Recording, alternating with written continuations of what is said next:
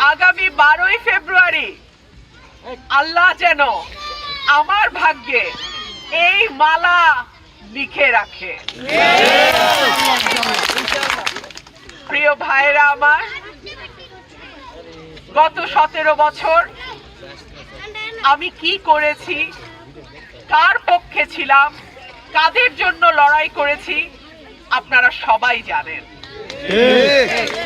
এখন হলো মিডিয়ার যুগ, সবার হাতে হাতে মোবাইল টেলিফোন, সবই দেখা যায়।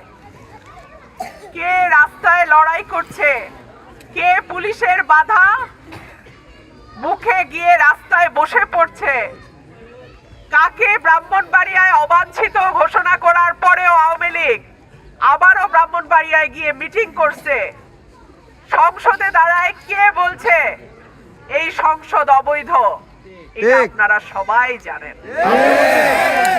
আমি এই কথা বলবো না, শুধু একটা কষ্টের কথা বলি। যাদের জন্য আমি এই লড়াইটা করেছি, আমার প্রাণের দল, যেই দলের হাত ধরে আমার রাজনীতিতে আসা, আমার নেতা, 3 বারের প্রধানমন্ত্রী, দেশনেত্রী বেগম খালেদা জিয়া। আমি আপনাদের দরবারে আসছি, আপনাদের উঠান বৈঠকে আসছি, আপনাদের বাড়িতে আসছি, আমি খালি হাতে আসছি। দল বহিষ্কার করেছে, এখন আবার বলে মন্ত্রিত্ব।